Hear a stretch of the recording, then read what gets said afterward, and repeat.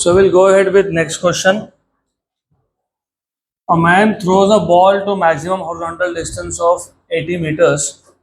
Calculate the maximum height reached. अभी ये words are important. इन्होंने बोला है man throws a ball to maximum horizontal distance मतलब maximum range. तो आर मैक्स की वैल्यू आपको दी हुई है 80 मीटर और आपको मैक्सिमम हाइट पूछा है. तो what you are given is, आपको क्वेश्चन में गिवन पैरामीटर्स में मैक्सिमम हाइट मतलब आर मैक्स बताया है. और अगर आपको याद होगा मैक्सिमम हॉरिजॉन्टल डिस्टेंस कौन से एंगल पे होता है, इफ यू रिमेंबर कितने डिग्री पे होता है, 45. हमने देखा था ना लास्ट लेक्चर में, प्रोजेक्टाइल का रेंज मैक्सिमम होता है 45 डिग्रीज पे. और ये हो जाता है यू स्क्वायर बाई जी, क्योंकि ये एक्चुअली होता है U square sine 2 theta by G. लेकिन अगर एंगल 45 है तो 2 इंटू 45 इज 90, साइन 90 इज 1. इसके लिए हो जाता है यू स्क्वायर बाई जी. तो आपको यू स्क्वायर बाई जी की वैल्यू कितनी दी हुई है, 80 मीटर. कितना दिया हुआ है, 80 मीटर. और आपसे पूछा क्या है, कैलकुलेट द मैक्सिमम हाइट. तो आपको पूछा है height. You are supposed to find out maximum height reached h. तो इसको सॉल्व करने के लिए मैं आपको दो मेथड्स बताऊंगा. तो मेथड 1 का फॉर्मूला अलग है, मतलब it's more or less the same thing. तो मेथड 1, अब मेथड 1 में क्या करेंगे अभी आपको पहले तो पता होना चाहिए. What is the formula for height, do you remember, u y square by 2g. तो ये अगर याद होगा कि h equals to u y square by 2g. और देन यू शुड रिमेंबर ये जो यू वाई स्क्वायर है, यू वाई स्क्वायर ये था यू साइन थीटा. तो u square sine square theta by 2g. तो it is u square sine square theta by 2g, क्योंकि you Y projectile motion में you Y होता है you sine theta. एक तो मेथड नंबर 1 मतलब ये फॉर्मूला.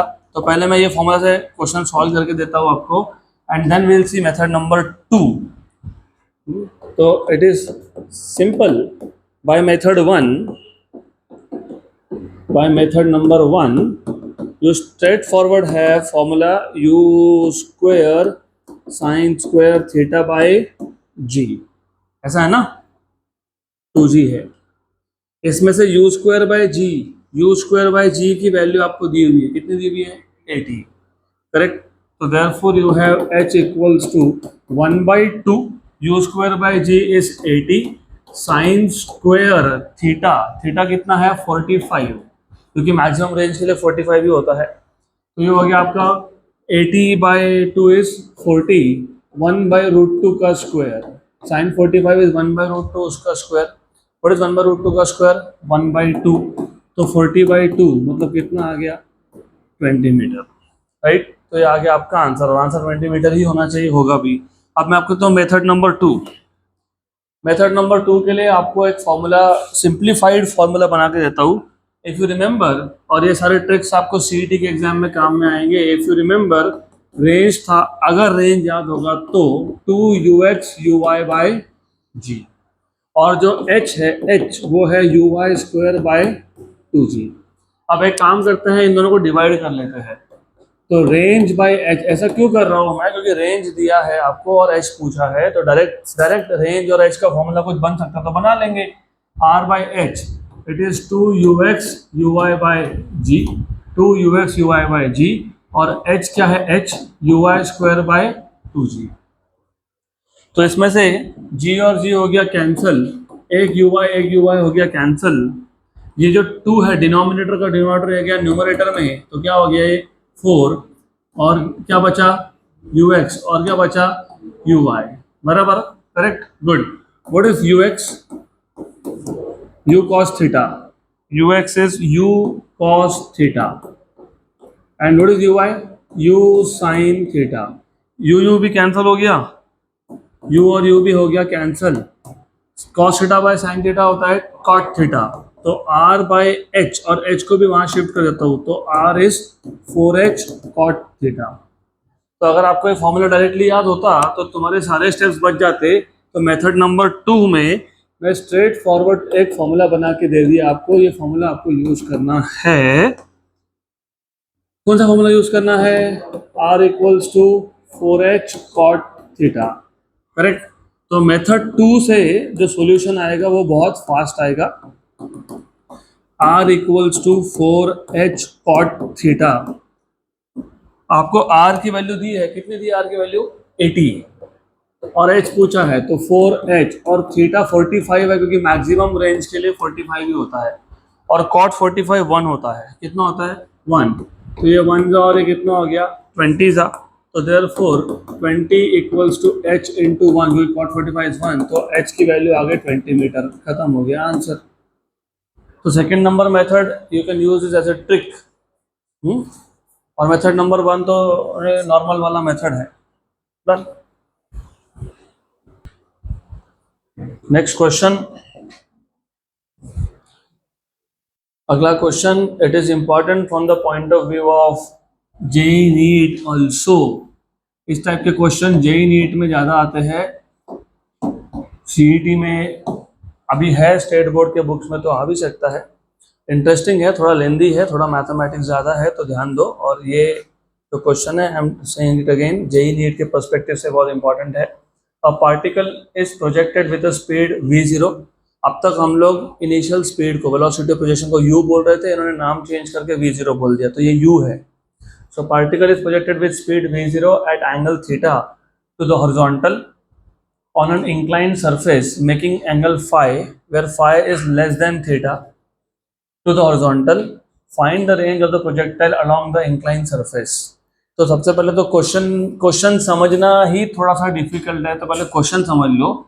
एक पार्टिकल है जिसको तुमने प्रोजेक्ट किया, कितने स्पीड से प्रोजेक्ट किया v0 से, कितने एंगल पे प्रोजेक्ट किया थीटा पे टू द हॉरिजॉन्टल।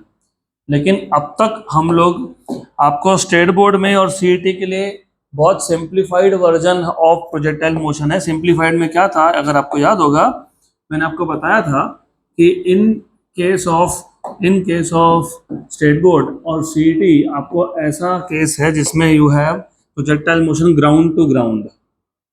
ग्राउंड से प्रोजेक्टाइल स्टार्ट हुआ और ग्राउंड पे ही उसका मोशन खत्म हुआ। लेकिन ऐसे भी केसेस होते हैं जिसमें प्रोजेक्टाइल मोशन स्टार्ट होता है एक हाइट से, हाइट टू ग्राउंड। मैं सबका एक एग्जांपल देता हूँ आपको, हाइट टू ग्राउंड ऐसा भी होता है। इसको बोलते हो oblique projectile motion ground to ground, इसको बोलते हो horizontal projectile motion height to ground.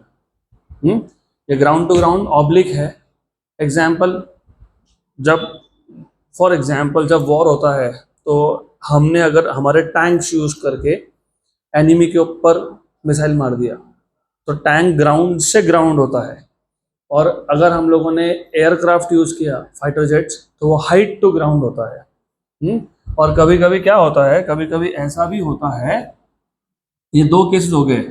कभी कभी ऐसा भी होता है कि फॉर एग्जाम्पल हम हैं ग्राउंड पे और जो एनिमी है वो है हिल पे। तो ये हो गया projectile motion on an incline plane. मतलब you are throwing the projectile up the incline.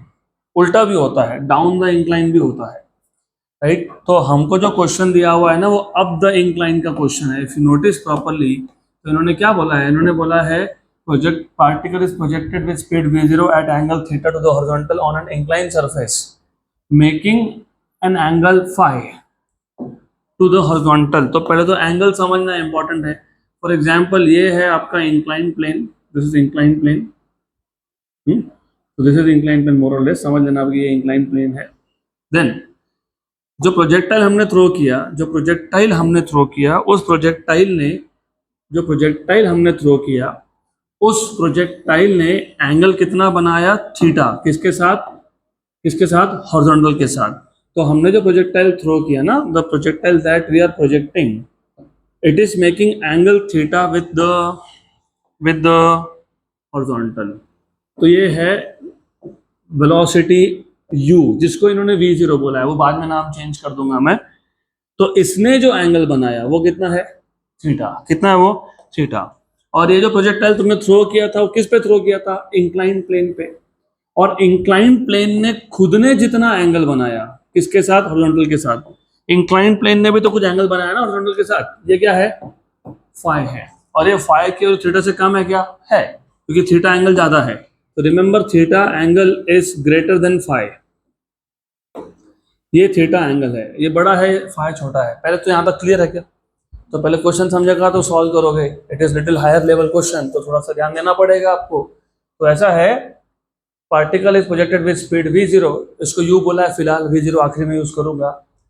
कहाँ प्रोजेक्ट किया? At an angle theta, theta. कहाँ प्रोजेक्ट किया? On an incline plane, incline plane का खुद का एंगल कितना है? Phi with respect to horizontal, that is idea here, correct. अब find the range of the projectile along the incline surface, range of projectile along the incline surface, मतलब basically आपको ये पूछा है, इतना रेंज, ये है रेंज, इसको आपको फाइंड करने के लिए बोला है अलोंग द इंक्लाइन सरफेस। अब यहाँ पे आपको वेक्टर्स भी यूज करने पड़ेंगे, तो हम लोग रेंज को वेक्टर मान लेंगे। अगर रेंज को तुमने वेक्टर मान लिया, तो अगर आपको याद होगा, रिजोल्यूशन ऑफ वेक्टर नाम का एक टॉपिक था, जिसमें आप एक वेक्टर के दो पार्ट्स करते हो। तो एक पार्ट यहाँ पे आएगा अलोंग एक्स एक्सिस, इसको मैं बोल दूंगा आर एक्स, ये अलोंग एक्स एक्सिस है, याद रखना ये एक्स एक्सिस है, और यहाँ पे वाई एक्सिस है, दिस इज वाई एक्सिस। इस आर का एक कंपोनेंट अलोंग वाई एक्सिस भी आएगा, तो यहाँ पे एक कंपोनेंट आएगा r y, this is r y, बराबर। आर एक्स को मैं एक्स बोल देता हूँ, आर वाई को मैं वाई बोल देता हूँ temporarily.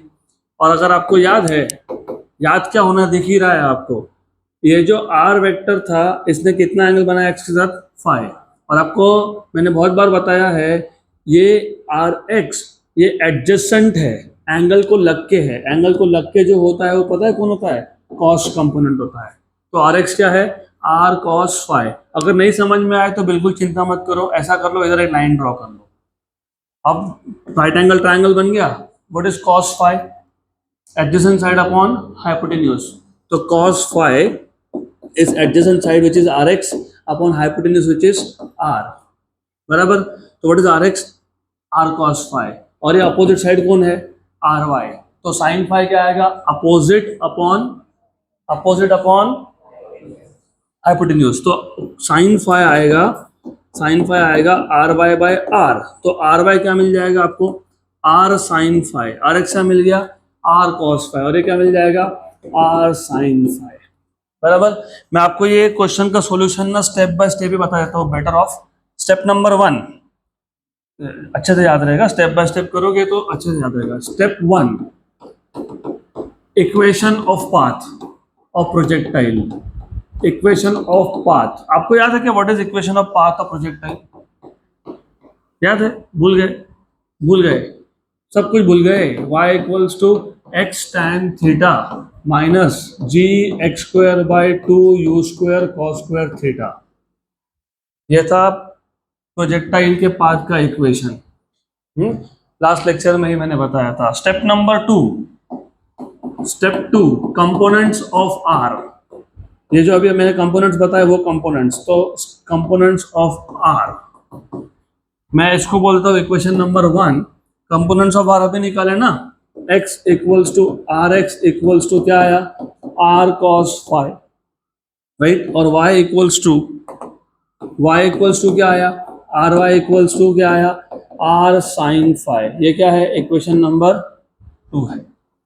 Step number 3, equation number 2 के जो वैल्यूज है वो इक्वेशन नंबर 1 में सब्स्टिट्यूट करो। तो step 3 is substituting equation number 2 in equation number 1. तो from 1 and 2 y, लेकिन what is y? r sin phi equals to x, लेकिन what is x? r cos phi। और साथ में कौन था? tan थीटा था, तो tan theta minus g x square upon, तो minus g x square. X मतलब कौन है? एक्स मतलब कौन है यहाँ पे? हाँ, तो r square cos square phi upon क्या? 2 u square cos square theta.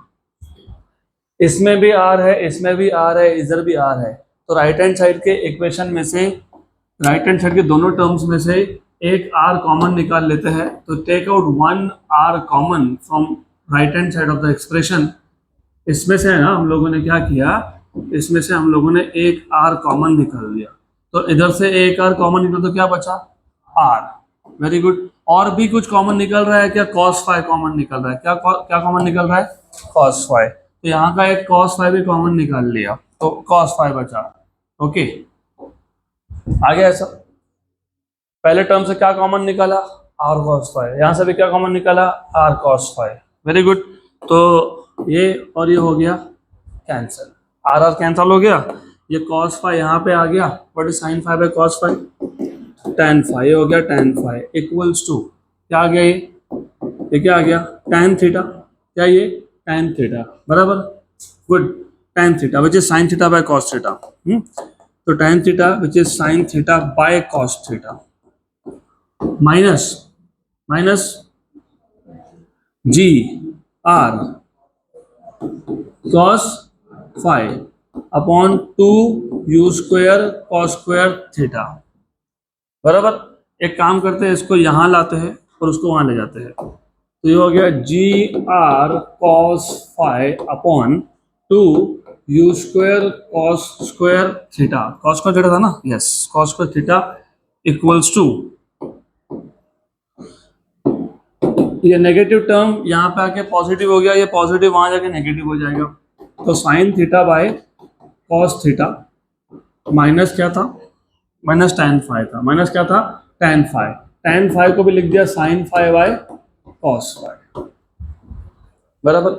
अब इसको सॉल्व करने के लिए सिर्फ आपको फिजिक्स नहीं मैथ्स ही पता होना चाहिए, मैथ्स में क्या पता होना चाहिए बताता हूँ मैं, जरा रुक जाओ। अब एक काम करो, तुमको क्या चाहिए था, तुमको चाहिए था रेंज, क्या चाहिए, रेंज, तो सिर्फ r इधर रखो, बाकी सबको शिफ्ट कर दो, तो ये 2 u square cos square theta वहां गया, डिनोमिनेटर था वहां पे न्यूमरेटर बन जाएगा, और यहाँ से कौन गया, g cos फाइव, कौन गया यहाँ से, g cos five. Okay, very good, क्या बचा यहाँ पे, sin theta by cos theta minus sin five by cos five. अगर एक भी स्टेप गलत हुई तो आंसर आएगा ही नहीं, एक भी स्टेप गलत हुई तो गए गए गए। इसके लिए you have to be very very careful. Check कर लो एक बार वापस से, एक सिंगल स्टेप गलत हुई तो गए। x equals to r cos phi था क्या, यस, था ना ये। y equals to r sine phi था क्या, यस, ये इक्वेशन करेक्ट है क्या, यस, ये करेक्ट है, don't worry, this is correct. फिर तुमने y की जगह पे क्या लिखना चाहिए था, r साइन फाइव लिखा क्या, यस, एक्स पे क्या लिखना चाहिए था, r cos फाइव लिखा क्या, यस, और साथ में कौन था, tan थीटा है क्या, yes, minus g x square, x is r cos phi, तो r square cos square phi upon 2 u square cos square theta, ये भी करेक्ट है क्या, करेक्ट है। इसमें से r cos फाइव कॉमन निकला क्या, यस, निकला कॉमन, तो ये और एक r और एक r हो गया कैंसल, इसको यहाँ पे लाके क्या कर दिया, tan five, sin five by cos five is tan five, tan five ये tan थीटा था, बराबर, दिस इज करेक्ट, करेक्ट हो गया, गुड। तो ये टर्म को हम यहाँ लेके आ गए तो प्लस हो गया, और ये वहां गया तो माइनस हो गया, सही है, गुड। तो यहाँ तक तो सब अभी ठीक दिख रहा है। अब इसके आगे पार्ट चालू होगा मैथमेटिक्स का, अभी 2-3 स्टेप ही है, लेकिन यू हैव टू थिंक कि अभी मैथमेटिकली सिंप्लीफाई कैसे करेंगे। तो तुमको sine of a plus B का फॉर्मूला पता है क्या, sine A cos B plus cos A sine B, sine of A minus B पता है क्या, sine A cos B minus cos A sine B, cos of A plus B पता है क्या, हाँ, cos A cos B minus sine A sine B, cos of A minus B पता है क्या, cos A cos B plus sign A sine B, very good. तो अभी आपको पहले चेक करना पड़ेगा, क्या हम इसको sign A plus B sine A minus B cos A plus B cos A minus B ला सकते हैं क्या, पहले तो बीच में माइनस है तो प्लस वाला तो भूल जाओ, तो साइन ए माइनस बी या तो कॉस ए माइनस बी, इन दोनों में से एक एडजस्टमेंट यहाँ हो सकता है क्या, सोचना पड़ेगा। देखो इधर एक एंगल है थीटा, इधर एक एंगल है फाइव, मतलब ए और बी जैसा कुछ दिख रहा है, A B, angle theta is later say A and phi is B. मुझे अगर क्या चाहिए, sine A cos B, sine A cos B, A कौन है थीटा, बी कौन है फाइव, तो मुझे अगर साइन ए कॉस बी चाहिए तो मुझे ये कॉस नहीं चाहिए ना, कॉस बाहर निकाल लेना, यहाँ से इसको बाहर निकाल लेना, तो बाहर निकालोगे और इसको अंदर भेज दोगे, वो देखेंगे फिर you will have to adjustments तो करने पड़ेंगे ना, एडजस्टमेंट के बिना नहीं होगा। तो बताओ मेरे को what adjustment will you do here, almost पहुंच गए ऑलमोस्ट आ गए, बताओ मेरे को what adjustment you will be doing.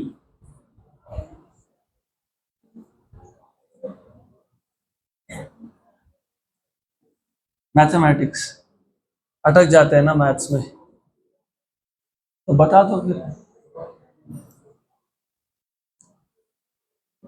पहले बात तो अगर तुमको sign A cos B minus cos A sine B बनाना है तो ये जो कॉस थीटा ये नहीं चलेगा, ये नहीं चलेगा क्योंकि डिनोमिनेटर में कुछ नहीं होना चाहिए, डिनोमिनेटर में नहीं होना चाहिए तो ये नहीं चलेगा। तो एक काम करो, एक काम करो, थोड़ा ध्यान दो, एक काम करो, ऐसा करो, 2u² cos cos square theta था ना, क्या था, कॉस स्क्वायर थीटा था, क्या था वहां पे, कॉस स्क्वायर, मैंने क्या लिखा इधर, कॉस थीटा, इसका मतलब एक कॉस को मैं अंदर भेजने वाला हूँ, ये कॉस थीटा अंदर गया, sine theta by cos theta बराबर माइनस ये इसके साथ भी मल्टीप्लाई होगा, होगा कि नहीं, तो cos theta sine phi upon क्या आएगा, कॉस फाई, बराबर है, करेक्ट है, don't worry it is right. ये इसको कैंसिल कर दिया, हो गया कैंसिल, वेरी गुड, सही है, कैंसिल हो गया। अब इसके बाद r इक्वल्स टू 2u², एक कॉस थीटा बाहर है उसको बाहर रहने दो, और नीचे क्या है g। अब प्रॉब्लम क्या है, प्रॉब्लम ये है कि इधर तो सिर्फ साइन थीटा बचा, साइन a कॉस b ऐसा होना चाहिए था, इधर तो सिर्फ साइन थीटा है, तो एक काम और करो, यहाँ पे डिनोमिनेटर है ना, नहीं चाहिए ना डिनोमिनेटर, नहीं, क्योंकि नहीं चाहिए होता है ना, sign A cos B minus cos A sine B, denominator कहाँ आता है, नहीं आता ना, इसको बाहर निकालो, इस डिनोमिनेटर को बाहर निकाल लो, निकाल लिया कॉमन, तो कॉस फाई था तो अभी क्या हो गया, कॉस स्क्वायर फाई, क्या हो गया, कॉस स्क्वायर फाई, कॉमन निकला, निकला, सही बात है, निकला कहाँ से, डिनोमिनेटर से, लेकिन यहाँ पे था क्या, अरे पहले टर्म में था क्या कॉस फाई, नहीं, लेकिन तुमने जबरदस्ती कॉमन निकाला, कहाँ से कॉमन निकाला, डिनोमिनेटर से, तो न्यूमरेटर में लिखना पड़ता है फिर, तो इसको न्यूमरेटर में लिखना पड़ेगा, क्योंकि था ही नहीं, तुमने निकाल लिया कॉमन, तो ऐसे कैसे कॉमन निकाला, ऐसे कभी होता नहीं है, तो कॉमन निकालना है ना, तो पहले cos फाई से मल्टीप्लाई डिवाइड करना पड़ता है, फिर यहाँ से कॉमन निकालना पड़ता है, फिर न्यूमरेटर में बच जाता है वो, ऐसा है वो, तो बराबर है क्या, अभी करेक्ट है, सही है, यस, ये तो निकल गया, तो बचा कौन, cos थीटा साइन फाई, कौन बचा, cos थीटा साइन फाई, बराबर, तो ये आ गया sine A cos B minus cos A sine B, तो 2u² cos theta upon g cos square phi sine theta minus phi, बराबर, गुड, चेक करो आंसर क्या है, क्वेश्चन नंबर 6 है क्या, ये पक्का है, होना चाहिए, 2u² कॉस थीटा है क्या न्यूमरेटर में, sine of theta minus phi है क्या, डिनोमिनेटर में जी कॉस स्क्वायर फाई है क्या, है ना, हाँ हो गया क्वेश्चन सॉल्व।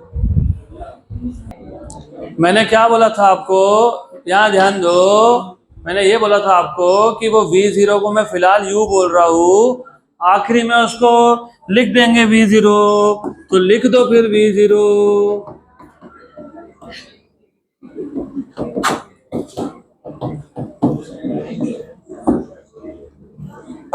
अभी है क्या आंसर ऐसा, अभी है ना, चलो नेक्स्ट क्वेश्चन, अगला क्वेश्चन, नेक्स्ट क्वेश्चन, ये क्वेश्चन हमारा हुआ था क्या, पेंडिंग है, क्वेश्चन नंबर 7 पेंडिंग है, okay very good, good question, ये एक्चुअली 1D मोशन का है, ये प्रोजेक्टाइल मोशन का नहीं है, लेकिन अभी हम इसको सॉल्व कर लेंगे, क्योंकि आ ही गया तो सॉल्व कर लेना चाहिए, और बहुत अच्छा क्वेश्चन है, फिजिक्स का प्रैक्टिकल लाइफ में कहाँ यूज है वो समझेगा तुमको। अब a metro train runs from station A to B to C, तो एक मेट्रो ट्रेन है जो ए स्टेशन से बी स्टेशन से सी स्टेशन पे जाता है, it takes 4 minutes in travelling from station A to station B, A station से बी तक जाने के लिए 4 मिनट लगते हैं, मतलब 240 seconds, 4 minute is 240 seconds, the train halts at station B for 20 second, last bench यहाँ ध्यान दो, यहाँ ध्यान दो, the train halts at station B for 20 seconds, तो बी स्टेशन पे 20 सेकेंड तक वो ट्रेन रुकता है, क्योंकि रुकना चाहिए ना, लोग उतरेंगे फिर बाकी लोग ट्रेन में आएंगे, वो तो रुकता है, अच्छा है, then it starts from station B and reaches station C in next 3 minutes. तो B से C तक जाने में 3 मिनट मतलब 180 सेकंड लग गए, 180 सेकंड्स. एट द स्टार्ट, जब जब ट्रेन स्टार्ट हुआ तब तब the train accelerates for 10 seconds. तो हर बार पहले 10 सेकेंड एक्सेलरेशन है, उसके बाद कांस्टेंट स्पीड हो जाएगा फिर, राइट? करेक्ट. तो क्या बोला है? The train accelerates for 10 seconds to reach the constant speed of 72 kilometre per hour. Okay. The train moving at constant speed is brought to rest in 10 second. तो जब train चालू हुआ था, स्टार्ट हुआ था, तो 10 सेकेंड तक उसका स्पीड बढ़ते रहा, फिर कांस्टेंट हो गया, फिर कांस्टेंट स्पीड से उसको जब रुकना है तब 10 सेकेंड तक डी एक्सेलरेशन हुआ, रिटार्डेशन हुआ, क्योंकि ब्रेक मारने के बाद थोड़ा सा टाइम लगता है ना रुकने के लिए, तो रिटार्डेशन का टाइम भी कितना है? 10 सेकेंड है. Plot the velocity time graph for the train travelling from station A to B to C. Graph बनाओ, और ग्राफ बनाने के बाद calculate the distance between station A, B and C. Good question, very good question, अच्छा question है. तो एक काम करेंगे, अब क्वेश्चन वापस से मैं पूरा समझा देता हूं और साथ में हम लोग प्लॉट भी करते जाएंगे.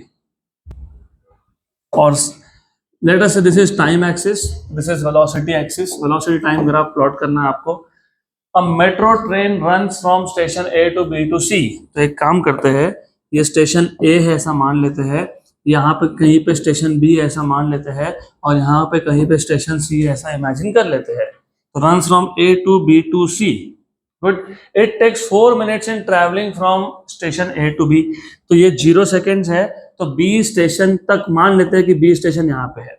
B स्टेशन तक आते थे कितना टाइम लग गया? 4 मिनट. 4 मिनट मतलब 240 सेकेंड्स. तो ये 240 सेकेंड का टाइम है.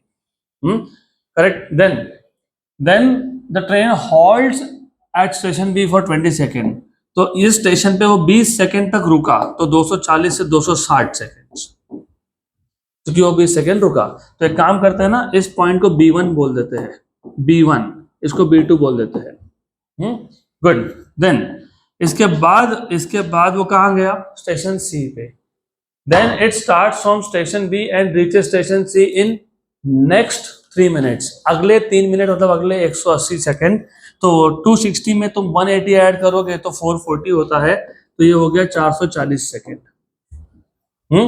तो पहले टाइम मैंने प्लॉट कर लिया. अब अगला क्या बोला देखते हैं. एट द स्टार्ट, जब जब ट्रेन स्टार्ट हुआ, तो the train accelerates for 10 seconds. तो हर बार पहले 10 सेकेंड में एक्सेलरेशन है. तो जब 0 से स्टार्ट होता तो पहले 10 सेकेंड में क्या था? एक्सेलरेशन. B1 B2 से स्टार्ट होता तो 10 सेकेंड में क्या था? एक्सेलरेशन. वैसे बोला है at the start the train accelerates for 10 seconds to reach constant speed of 72 kilometre per hour. अब 72 किलोमीटर पर आवर मीटर पर सेकेंड में होता है 72 इंटू 5/18, क्योंकि किलोमीटर पर आवर को मीटर पर सेकेंड में कन्वर्ट करने के लिए कन्वर्जन फैक्टर होता है 1 और 4. कितना हो गया? 20. तो 20 मीटर पर सेकेंड की स्पीड जाने के लिए, मतलब 0 स्पीड से, रिमेंबर दिस इंपॉर्टेंट है, 0 स्पीड से, कितनी स्पीड से? 0 स्पीड से कितनी स्पीड तक जाने के लिए? 20 मीटर पर सेकेंड की स्पीड तक जाने के लिए कितना टाइम लगता है? 10 सेकेंड. ऐसा बोला है, मैं नहीं बोल रहा, क्वेश्चन बोल रहा है. The train moving at constant speed. तो 20 मीटर पर सेकेंड की स्पीड पे जब ट्रेन चल रहा था, अब उसको रुकना है. क्या करना है? रुकना है. तो रुकने में भी कितना टाइम जाएगा? 10 सेकेंड. मतलब अगर उसको B स्टेशन पे रुकना है, B स्टेशन कितने टाइम के बाद आया? 240. तो उससे 10 सेकेंड पहले ब्रेक मारा होगा ना. हाँ, उससे 10 सेकेंड पहले, मतलब 230 सेकेंड्स पे उसने ब्रेक मारा होगा. तो ऐसा हो गया. और उसको रुकने के लिए 10 सेकेंड लग गए, तो 240 पे आके वो ट्रेन रुक भी गया फिर. तो ऐसा है. इसका मतलब जो बचा हुआ पार्ट है, उतने पार्ट में ट्रेन कांस्टेंट स्पीड के साथ चलता रहा. मतलब 10 सेकेंड से 230 सेकेंड तक वो कांस्टेंट स्पीड पे चलता रहा. अब सेम चीज यहाँ भी होगी. जब ट्रेन ने B स्टेशन से C की तरफ जाना शुरू किया, तो 10 सेकेंड तक क्या हुआ? एक्सेलरेशन. ओके. तो 10 सेकेंड तक एक्सेलरेशन हुआ. Okay, very good. फिर जब C पे उसको रुकना था, तो 10 सेकेंड पहले ब्रेक मारा होगा. तो 10 सेकेंड पहले मतलब 430 पे ब्रेक मारा होगा. ऐसा है. गुड. बराबर। और ये हो गया आपका ट्रेन सी पे रुक गया और ये इतने टाइम के लिए कांस्टेंट स्पीड में चलता रहा, ये बन गया आपका velocity time graph. This is velocity time graph total overall. अब एक काम करते हैं, कुछ थोड़ा से नाम और दे देते हैं। ए बी सी यूज हो गया, इसको डी बोल देता हूँ, इसको ई बोल देता हूँ, इसको एफ बोल देते हैं, इसको जी बोल देते हैं, इसको एच बोल देता हूँ, इसको आई बोल देते हैं। लेटस से कुछ और बचा है क्या, एक्स वाई बोल देते हैं। कुछ तो नाम देना पड़ेगा क्योंकि अगला पार्ट सॉल्व करना है ना। पार्ट 2 में क्या बोला है, calculate the distance between station A B and C. तो अगर आपको याद होगा वेलोसिटी टाइम ग्राफ से, वेलोसिटी टाइम ग्राफ से दो इन्फॉर्मेशन मिलती है। एक है एक्सेलरेशन की जो होता है स्लोप, और दूसरा होता है डिस्टेंस या फिर डिस्प्लेसमेंट, वो होता है एरिया। तो तुमको अगर ए से बी स्टेशन का डिस्टेंस फाइंड करना है तो तुमको ए डी ई B1 ये एरिया फाइंड करना है, ए डी ई और B1 जो ट्रेपेजियम है। अगर तुमको B से C डिस्टेंस फाइंड करना है तो B2 F G और C। तो distance between, remember distance between station A and B is what? It is area। कौन सा area, area of trapezium A D E B1 A D E B1। How do you find out area of trapezium? Half sum of parallel sides। तो A B1 और D E ये parallel sides है, तो A B1 plus D E ये parallel sides है into height. Half sum of parallel sides into height. Height तुम DH ले लो तो height is DH। Good. Half what is AB1, उसको उठाओ पीछे से, उठो ध्यान दो। व्हाट इज AB1, 240 बराबर 240 है। और ये 10 से 230 है DE, तो 10 से 230 कितना, 220, कितना 220। तो ये 240 प्लस 220। और व्हाट इज हाइट DH, अभी तो बताया था मैक्सिमम स्पीड कितना था, 20 मीटर पर सेकेंड। तो हाइट इज 20, ये हो गया 460 आ गया वो, दिस इज 460। और ये बेसिकली इसको तो कैंसिल ही कर दिया, 1 and 10। तो कितना हो गया टोटल, 4600 मीटर, मतलब कितना हो गया 4.6 किलोमीटर। तो ए से बी तक 4.6 किलोमीटर आना चाहिए आंसर। और रीजनेबल भी है क्योंकि मेट्रो ट्रेन, एक सिटी के अंदर ट्रेन जब तुम चलाते हो मेट्रो ट्रेन, तो वो 100 200 300 मीटर के तो नहीं होता है ना, it has to be like 5-6 kilometre 4 kilometre तो होना चाहिए। गुड। Then distance